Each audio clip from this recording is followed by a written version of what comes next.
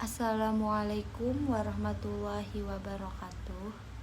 Perkenalkan, nama saya Lia Agustina, NPM 21125534,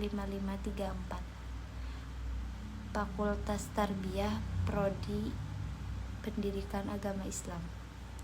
Baik, di sini saya akan menjelaskan tentang keterampilan membaca dan keterampilan berbicara. Baik, saya akan menjelaskan terlebih dahulu bagaimana sih keterampilan membaca. Jadi, keterampilan membaca berbeda dengan membaca biasa. Membaca biasa, ketika kita membaca, hanya dibaca saja, sedangkan keterampilan membaca mempunyai skill. Jadi, jika ditanyakan, apakah semua orang bisa membaca? Jawabannya pasti bisa. Semua orang bisa membaca. Tapi, jika ditanyakan kembali, apakah semua orang mempunyai keterampilan dalam membaca? Jawabannya tidak. Tidak semua orang memiliki keterampilan dalam membaca, karena itu perlu metode yang khusus untuk dipahami. Contohnya, membaca puisi. Membaca puisi, orang yang membaca beda dengan orang yang berketerampilan membaca puisi. Orang yang membaca puisi, dia hanya saja mengucapkan apa yang ia baca, apa yang ia lihat dari puisi tersebut. Sedangkan orang yang memahami dan mempelajari berketerampilan membaca, ia akan membaca puisi yang bermakna, yang memahami arti dalam isi puisi tersebut, yang tujuan puisi itu untuk apa, memahaminya tentang apa, berbeda dengan orang yang membaca biasa. Di sini saya akan menjelaskan tentang membaca kritis.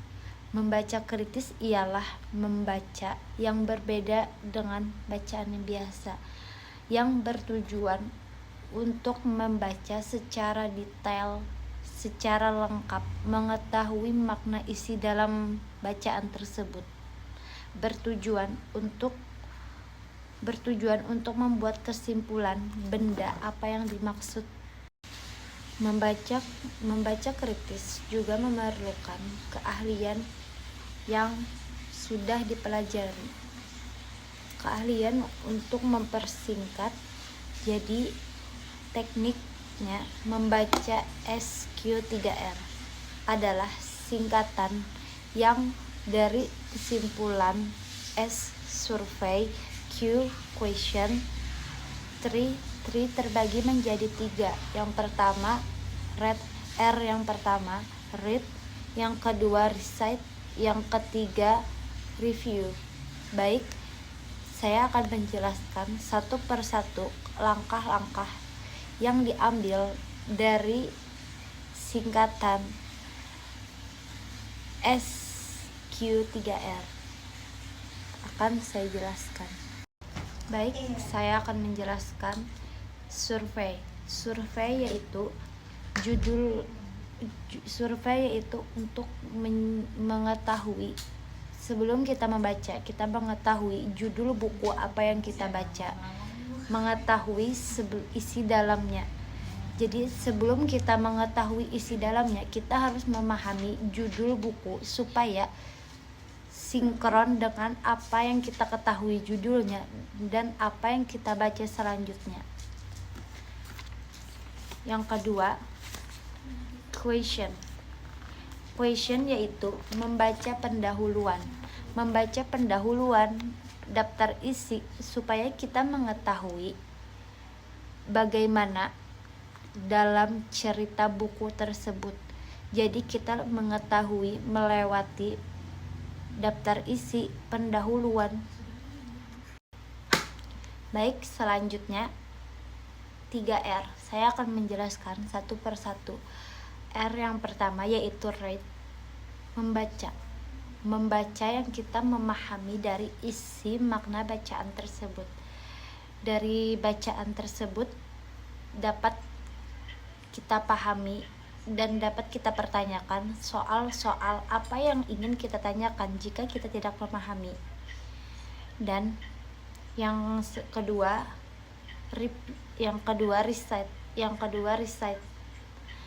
riset yaitu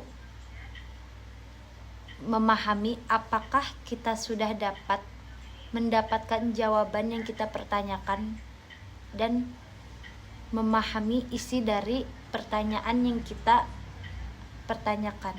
Jadi apa yang kita pertanyakan kita sudah mendapatkan jawaban darinya. Yang terakhir, review. Dari review kita mereview semua bacaan kita dari awal sampai akhir. Kita menganalisis bacaan kita yang awalnya kita pikirkan hingga kita mengetahui yang sebenarnya dari bacaan yang sudah kita pahami. Kita bisa mengkritik buku tersebut apabila bacaan tersebut jika di dalamnya tidak sejalan dan tidak sealur dengan isi. Jadi dari kita menguasai semua bacaan buku, kita bisa mengkritik. Jadi kita tidak bisa percaya dengan apa yang diucapkan orang sebelum kita mengetahui bukti apa yang sudah kita ketahui. Baik, di sini saya akan menjelaskan materi kedua tentang keterampilan berbicara. Keterampilan berbicara berbeda dengan berbicara biasa. Keterampilan berbicara orang yang memiliki keahlian khusus dalam berbicara. Jadi tidak semua orang memiliki keterampilan berbicara. Karena yang namanya keterampilan berbicara memiliki keahlian berbicara. Ada tiga hal pembagian dalam keterampilan berbicara. Yang pertama, kualitas diri. Yang kedua, kualitas materi. Yang ketiga, kualitas cara penyampaian. Karena itu berbeda-beda, ada 3 macam berbeda-beda. Jadi akan saya jelaskan satu persatu tentang mengenai pembahasannya. Jadi yang pertama tentang kualitas diri. Yang pertama, kualitas diri. Untuk meningkatkan kualitas diri, ada beberapa hal yang harus diperhatikan. Yaitu ketika kita berbicara, kita harus memperhatikan lawan kita. Jadi untuk mendapatkan perhatian lawan kita, kita harus membuat daya tarik kita kepada lawan bicara kita, supaya lawan bicara kita memperhatikan kita saat berbicara. Jadi kita harus menimbulkan inner beauty yang ada di diri kita. Kita harus mempercayakan diri kita bahwa kita bisa mendapatkan daya tarik kita terhadap lawan bicara kita. Yang kedua, kualitas materi. Kita fokus pada pendengaran kita. Kita jangan fokus mementingkan diri kita. Kita harus mementingkan melihat, memperhatikan orang lawan bicara kita, supaya kita mengetahui lawan bicara kita bagaimana. Karena pendengaran orang ada 3, yaitu visual, imajinasi, dan perasaan. Contoh-contohnya, orang yang visual yaitu memperhatikan cara berpakaian kita, berpenampilan kita. Dia akan melihat kita dengan cara berpenampilan. Jadi kita sebagai orang yang berbicara, kita harus berpenampilan yang sopan, yang baik, agar. Terus tipe yang kedua, orang memakai perasaan. Orang yang memakai perasaan ialah ketika mendengarkan cerita kita, dia merasakan apa yang kita ceritakan. Contohnya, misalnya kita curhat tentang soal masalah. Jadi si pendengar merasakan apa yang kita rasakan tentang yang kita ceritakan.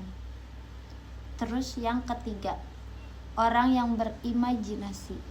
Orang yang berimajinasi mendengarkan cerita kita sambil membayangkan apa yang kita ceritakan seolah-olah terjadi di hadapannya.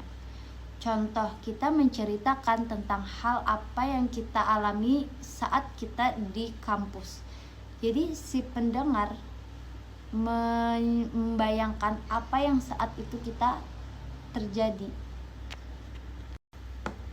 Lalu yang ketiga, cara penyampaian kita menyampaikan dengan baik. Tapi jika kita merasa tidak pede, kita bisa berlatih di depan kaca, berlatih supaya kita terbiasa, dan kita harus berpikir positif tentang orang yang melihat kita berbicara, supaya di diri kita tidak ada rasa gugup. Jadi kita beranggapan semua orang yang melihat kita dengan pandangan yang baik. Jadi kita harus tanamkan sikap percaya diri di dalam diri kita. Baiklah, ini saja penyampaian yang saya sampaikan. Kurang lebihnya mohon maaf. Wassalamualaikum warahmatullahi wabarakatuh.